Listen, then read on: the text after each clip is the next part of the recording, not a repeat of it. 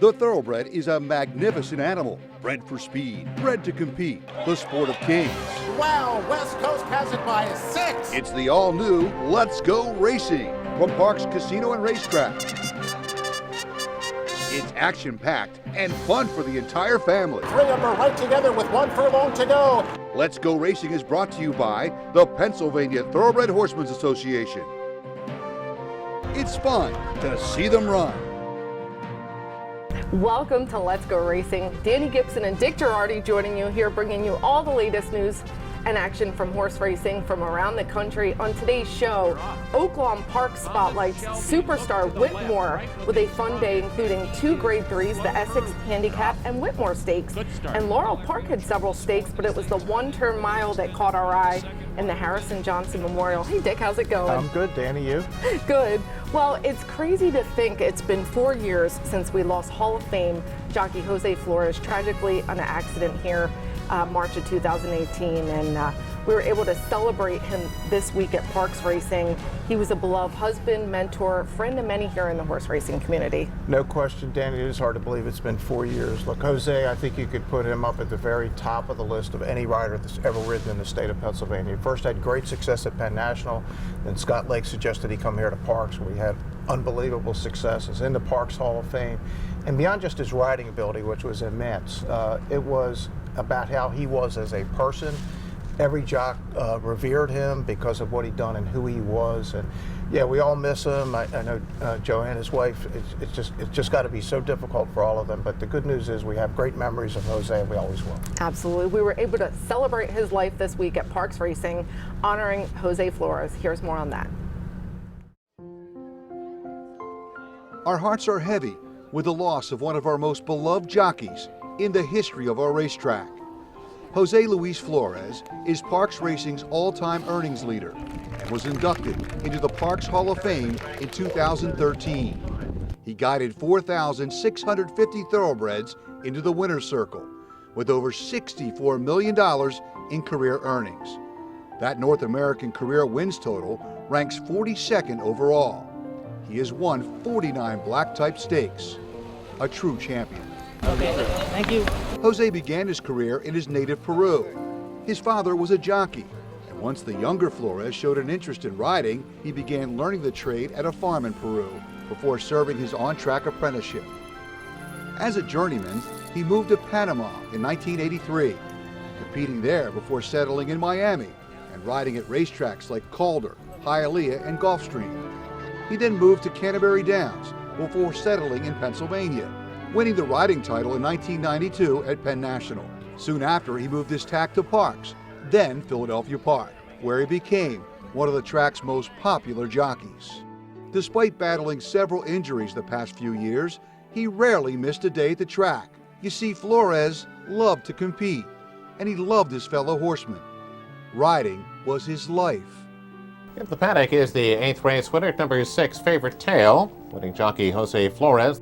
Jose Luis Flores was just 57 years old. He is survived by his wife Joanne and his 3 children, Juan, Junior, and Julian. Ladies and gentlemen, Jose Flores.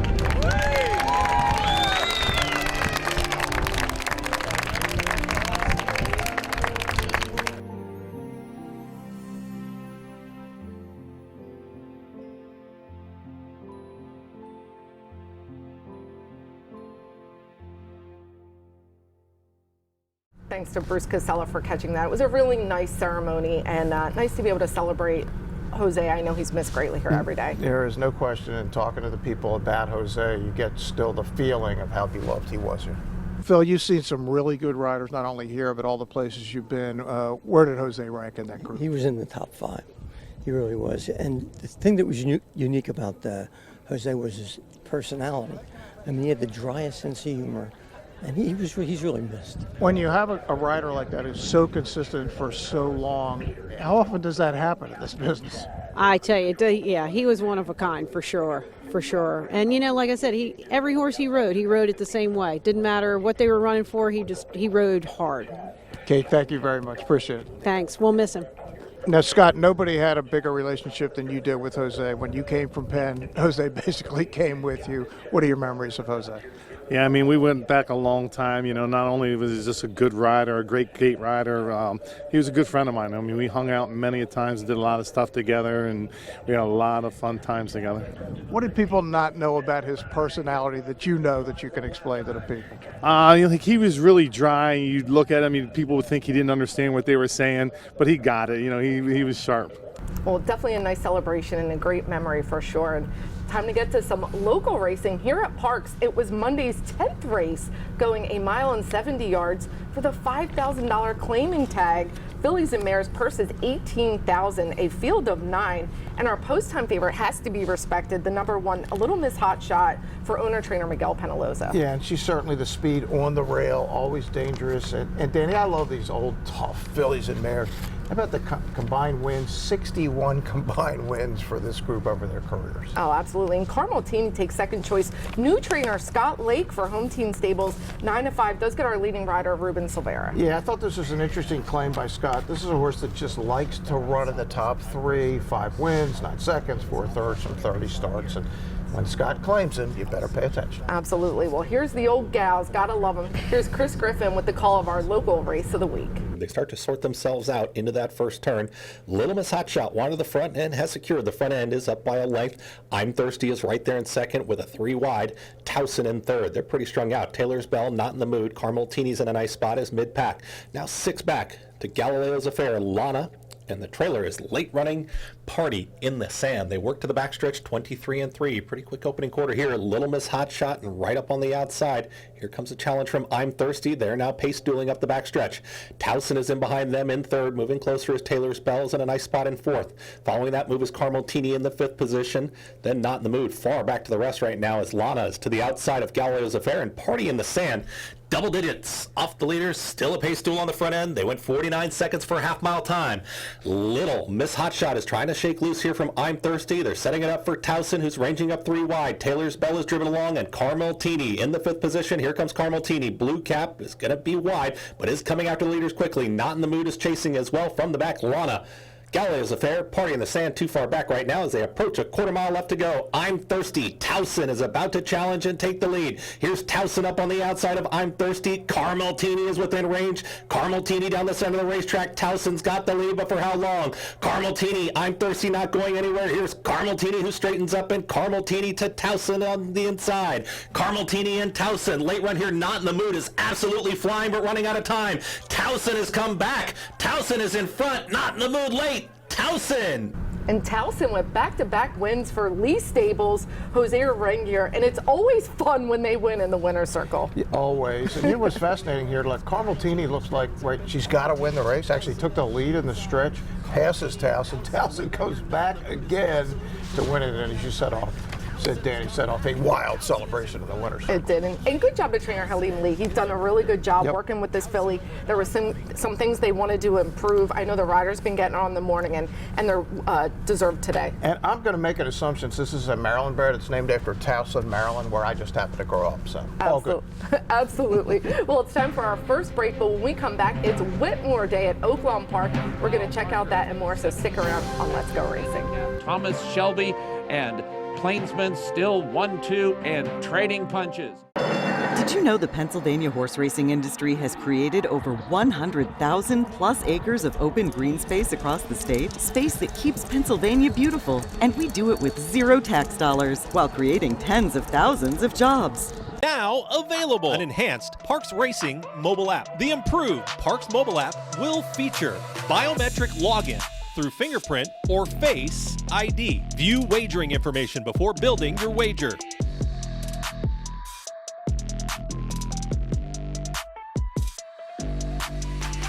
Customizable viewing options. Hands betting and transaction history. Helpful tips. And much more.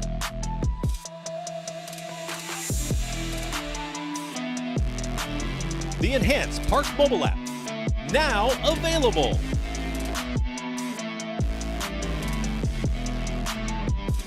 Here in Pennsylvania, we're proud of our breeding program, the best in North America. But we're also proud to be leaders in this industry. The PA Horse Breeders Association is funding cutting-edge research at Penn Vet to detect gene doping in thoroughbreds.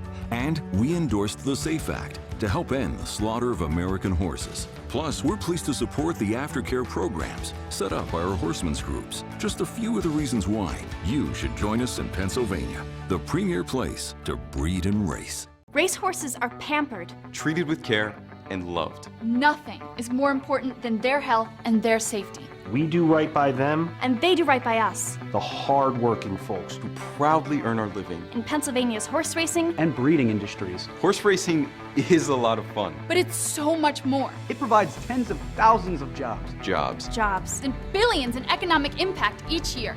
all across the Commonwealth. Horse racing in Pennsylvania. It's a winner.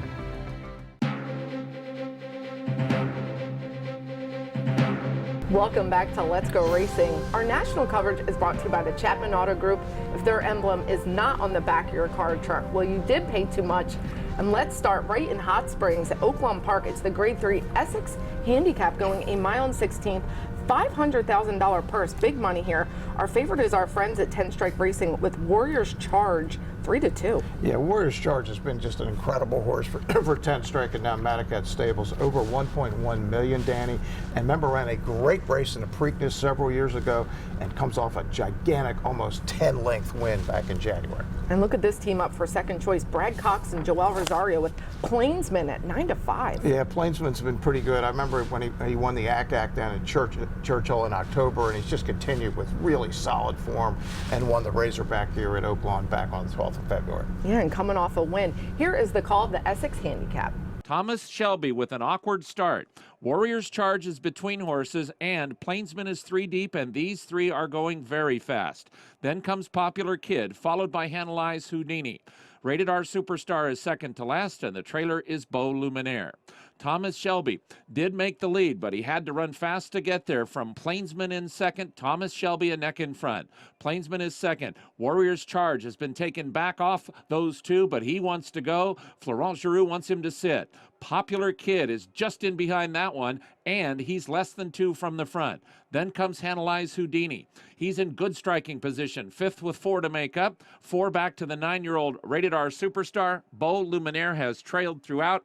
Half-mile marker in the 74th Essex Handicap, Thomas Shelby, and Plainsman still 1-2 and trading punches. Thomas Shelby, a measured neck in front of Plainsman in second. Warriors Charge is now asked to go after those 2, and he draws within a length and a half of the lead. Rated R Superstar is moving up, and here's Rated R Superstar up into 4th with forward momentum. He's got a shot. Hanalai's Houdini, Popular Kid, Plainsman strikes the front. It is Plainsman just in front of Thomas Shelby. Rated R Superstar and Warriors Charge. Beau Luminaire, Thomas Shelby counter-punching. Here's the old man, Rated R Superstar in the center. Plainsman is still there. These 3, Rated R Superstar. Beau Luminaire up into 3rd. Rated R Superstar. Rated R Superstar. But it's Rated R Superstar for the win. I love the way Vic says that. What a finish for this 9-year-old. I mean, he was making a run at the half mile, but he just kept getting stronger as he got closer. He was great. Let's think about this now. This is a 59th career start for Rated R Superstar. First start July 15th of 2015 at Ellis Park, and comes up with the best Beyer figure of his career at 9, and appropriately ran a 99 at 9. Rated R Superstar. How cool is this horse? And add this on. First graded win for this horse. Yeah, very cool stuff, and good for the connections. They claimed this horse for 50 grand back in January of 21. You're saying, well, wait a second, you're claiming an 8-year-old. What are you doing? Well, they obviously knew what they were doing. Absolutely. Great to see him in peak form. And we're going to stay at Oaklawn Park. It's the Grade 3 Whitmore Stakes, named after Breeders' Cup champion Whitmore, who led the post parade, going 6 furlongs, $200,000. And our favorite is Bob's Edge for Larry Jones at 5-2. Luis Quinones riding. Yeah, how about my man Larry Jones? Now, keep a good eye on Bob's Edge, who's the 2, as you're watching this race, if you can actually see him in the picture. Hollis takes second choice for John Ortiz. Ricardo Santana Jr., a name we hear a lot. Yeah, a good combo there. Hollis ran that gigantic race back in December, the 109 Beyer. Hasn't come close to that before or since. Everybody keeps waiting for it to happen again. Maybe it's not going to happen again. Maybe it's not. Well, here is the call of the Grade 3 inaugural Whitmore Stakes. and the leader is Hollis. Hollis is trying to get over to the rail, but he'll do no better than the 3-path, as he is denied the inside by both Greeley and Ben and knee-deep in snow. Royal Daher is 4th, and he's less than a length from the front. 2 lengths to Heart Rhythm.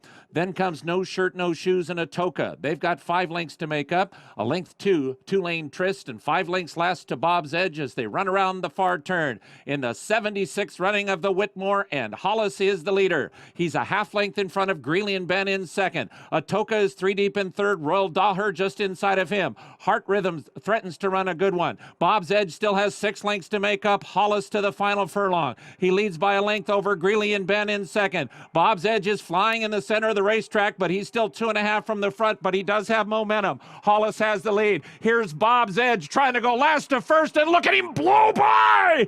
Bob's Edge, Two-Lane Trist. Bob's Edge with an exciting win. I mean, that couldn't be any more dramatic.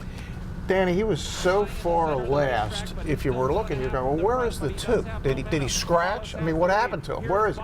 And then he just comes, he was out of the picture at the top of the stretch, comes rolling. Great call by Vic Stauffer, but Bob's Edge, way last to first by a length at the wire. Absolutely. Very exciting race. Well, we're going to head to Laurel Park. It's the $100,000 Harrison Johnson Memorial. It's a 1-turn mile, and our favorite is Galerio for John Sotzman. J.D. Acosta at 3-5. Yeah, 3-5. Just most recently won the John Campbell, beating our buddy Forewarned and Uriah St. Louis by a nose. Working on a Dream takes second choice 3-1 with Forrest Bryce. Yeah, Working on a Dream, Robin Graham. This is a pretty solid horse. Last race wasn't very good in the Campbell. It's a favorite, but clearly better than that. It's going to be a good race, I have a feeling. Here's the call of the Harrison Johnson Memorial. Don't Mesa with me on the outside, working on a Dream with early speed. Up close is Whiskey and You, and so too Bobby G in the pink silks. Bobby G now third. Whiskey and You back in 4th position. Then Galerio and Gentleman Joe racing side by side. They're only 5 off the pace of Don't Mesa with Me. Torch of Truth is in the back. 8 lengths from front to back. Don't Mesa with Me takes them along a half length in front from Working on a Dream with a Rail Run. Whiskey and You and Bobby G. Galerio sits right off the leaders now, and just 2.5 to 3 from the front. The opening quarter went in 23.90. Not a lot of pace on really as they're pushed along by that wind. Torch of Truth is second to last, and Gentleman Joe at the tail of the field. Into the far turn, Whiskey and You pops away now lead. Whiskey and You from Working on a Dream and Don't Mesa with Me. Galerio asks for more run from 4th, and just 3 from the speed now, and it's Bobby G another 5. Torch of Truth and Gentleman Joe trailing half mile 47.01. 3 furlongs left to go. Whiskey and You the leader from Don't Mesa with Me by 3/4 of a length. Working on a Dream, and Galerio travels 4th as they turn in for the extended run of the second wire finish, and up against the whipping west wind. Whiskey and You just in front. Working on a Dream, working hard in between horses. Don't Mesa with Me resilient on the outside. Don't Mesa with Me has come to grab the lead. 1 furlong left to go. Galerio lingers along in 4th and trying to get going very late in the game past the furlong marker, and it's Don't Mesa with Me in front, has a 2-length lead, 18-1 with a 16th of a mile left to go. Don't Mesa with Me, and jockey Abner Adorno made the ride down 95 to get this win. Beautiful ride at 18-1, and I just love this horse. We see him at parks all the time, and he loves to be outside. So when I saw that outside post, I put a few dollars on him. Yeah, it was well done, Danny, at 18-1. And Flint Stipes trains at Penn National, but as you said, Don't Mesa with Me is a regular here at Parks. And it's interesting, his outside looks like he's in a great spot. Then gets passed, and you're thinking, uh-oh, what's going on? And then comes again and was a pretty solid and convincing winner, and good for Abner to go down there and grab a stakes race at Laurel. Abner rode him the whole time. Good win for them. Well, it's time for us to head to another break. When we come back, we're going to have our jockey and trainer of the week, and P.A. Brett Caravel returns to the races. We'll see you right after the side of this break. And Caravel leads Club Car to the top of the home stretch. Turning for Home is a nonprofit that has provided nearly 2,800 former racehorses with a safe retirement. The program was created through the foresight of the Pennsylvania Thoroughbred Horsemen's Association. We all love animals, and to give back to something that helps us so much, it's a great thing. Responding to the need for a better system that addressed the uncertain future for the retiring equine population at Parks Racing, the PTHA rallied horsemen to support the program. These horses can do anything from hunter jump jumpers to Western to therapeutic riding. Turning for Home became the first on-track retirement program at a year-round racetrack. We want to make sure that our horses that have run so well for us over the years get the great opportunity to get a new vocation. Out of everything that we've done in Pennsylvania for racing, I think that's the thing we can be most proud of. If you would like to help these amazing animals find a great second career and forever home, please give us a call or contact us at turningforhome.org.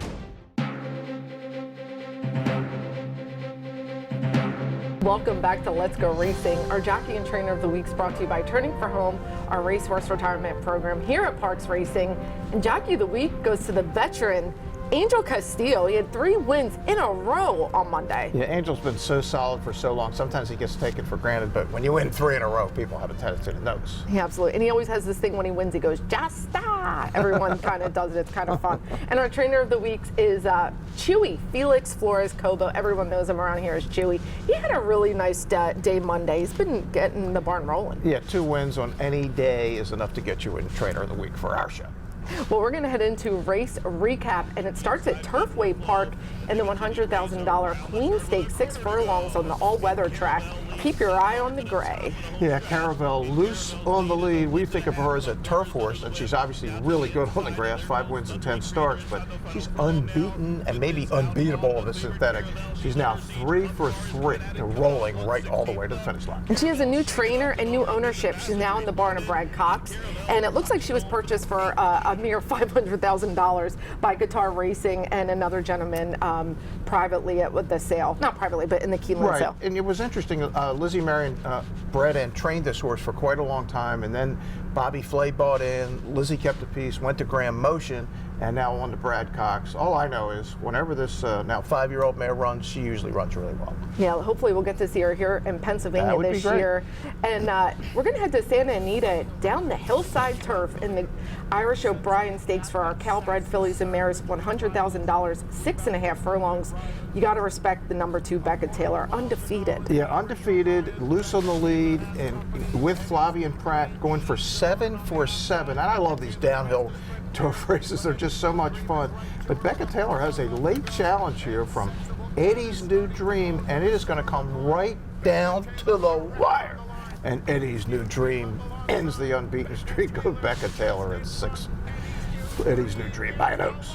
Really exciting. Mario Gutierrez rode this filly for all of her starts, and I kind of like that he waited for that last jump because he knew that's all he had to defeat the really hard-knocking Becky Taylor. She's very cool. Definitely. Well, we're going to go to Gulfstream Park. It's the $100,000 Hutchison Stakes for 3-year-olds, 6 furlongs, and we've seen some really neat horses like Swale. Really good horses win this race, but it's going to be a top Pletcher horse. Yeah, way back in the day, Danny, this was actually a Derby prep at the beginning of the Gulfstream season. Now it's no longer that, but it's a 2-horse race on paper, 2-horse race in reality. The 5 Provocateur is 5-2. Nitrous Channel, the 4, is the big favorite, but Provocateur gets the jump and runs away from Nitrous Channel in the stretch to win it by a couple of lengths for that man. Todd Pletcher, who's now only down to 28% at Gulfstream. What is the matter with you, Todd? Well, that kind of rolls into our next segment. I Ride Ortiz on the winner for Provocateur. It's time for Eye on Racing. Yep. There's a big Saturday in Dubai today. It's the World Cup. We're going to see Life is Good. And he's got to go against our PA Derby winner, Hot Rod Charlie. Yeah, Life is Good, Hot Rod Charlie, Country Grammar. Look, if people have access to XBTV, watch the last workout by Life is Good. It is among the very best I've ever seen. It's a freak show. This is a freak horse. I don't think they can beat him. I think he's the best horse in the world right now. I'm not counting Flightline because we don't know what's going on with him, but horses that are running, Life is Good is just a world beater, and Todd Pletcher said this is the one race he hasn't won that he wants to win the most, the $12 million Dubai World Cup. We'll be rooting for him. And there's some Kentucky Derby preps. There's one in Dubai, the UAE Derby. And then Louisiana has their big day, the Grade 2 Louisiana Derby in the Fairgrounds Oaks with some superstars. No question. So the Fairgrounds Oaks marks the return of the great Echo Zulu, who is the undefeated 2-year-old filly champion. I still think they're hoping they have time to get to the Kentucky Oaks. And in the Louisiana Derby, Danny, we got Epicenter, who was the winner of the Risen Star, Pioneer of Medina, who ran, I thought, pretty well chasing in that race, and a new shooter in here, Zozos, who won an optional claimer at Gulfstream by 10, got a 92 for that man, Brad Cox, trying to get into the Derby picture. Of course, he won the Derby last year, sort of, kind of, with Mandaloun, who's now the official winner. Yeah, it should be interesting. And Sunday is the Sunland Derby. We're going to see some horses shipped from California because New Mexico is fairly close. But we're going to get a really clear picture of this Kentucky Derby now. So the Louisiana Derby is the first of the 100-point races, the first of the final preps. Everybody knows the rest: the Santa Derby, the Wood Memorial, the Florida Derby, Bluegrass, etc., Arkansas Derby.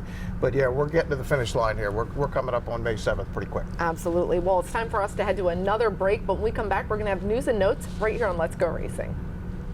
If you want action and you want it now, you got to get the new Parks Racing mobile app. Wager and watch thoroughbred and harness racing from around the world. With the Parks Racing mobile app, it's easy to open and fund your account. Then place your wagers and cheer on your horse as they thunder down the stretch. With the Parks Racing mobile app, you'll easily make withdrawal requests, view the previous day's replays and results. Plus, open any new account now and you'll be automatically enrolled in the Parks Rewards program. The more you wager, the more you earn. Get the new Parks Racing mobile app and get in on the action. Racehorses are pampered. Treated with care and loved. Nothing is more important than their health and their safety. We do right by them, And they do right by us. the hard-working folks, Who proudly earn our living. In Pennsylvania's horse racing, and breeding industries. Horse racing is a lot of fun. but it's so much more. It provides tens of thousands of jobs, Jobs and billions in economic impact each year.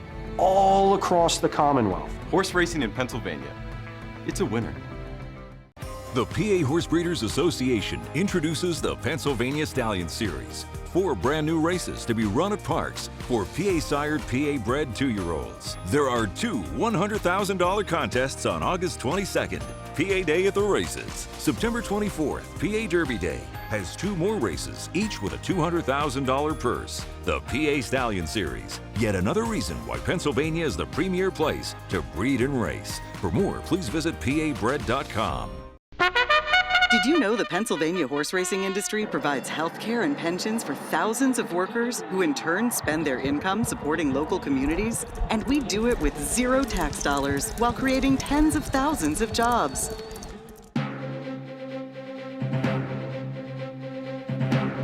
Welcome back to Let's Go Racing. Our news and notes is brought to you by our Granny Fund, which provides continuing education for our backstretch community. And what's going on with Bob Baffert? Nothing good for Bob. He lost another court case in Kentucky. He appealed into the Commonwealth Court down there and lost his chance at a stay. Now it's going to get appealed again. Danny, the problem is all these appeals, he's running out of time. Yeah. And his owners, of course, are in a very difficult spot to try to get their horses to the Derby because none of the Baffert horses are earning any points. Are they going to transfer to a different trainer for these final races? It's a very strange, unusual situation, but I don't see a lot of hope at this point for Baffert to get reinstated in time, either for his license, and of course Churchill hasn't banned for another year, so I suspect they're going to run the Derby this year without Bob Baffert. So I might have my first Kentucky Derby without Baffert. Bob Baffert. Interesting. But you know what? D. Wayne is making a comeback, so it's okay. There we go. Yeah, there you go. There we go. That's It'll who Bob still be modeled his career on D. Wayne anyway, so it's all good. Absolutely. Something exciting is going to happen. Well, Sirius, I'm back up today at 11 a.m. on Channel 85. And if not, come join us Monday, Tuesday, and Wednesday here at 12:55. We race at parks. And we've been getting some good long shots here. Yes, we have, Danny. I just need to hear from you a little bit more, like when to bet on these long shots, please. We'll check out my pick of the day, but that wraps it up for Dick and I. We will see you next week on Let's Go Racing. And they're on. Speaker's Corner has early speed. Hot Rod Charlie, Midnight Bourbon, American Revolution.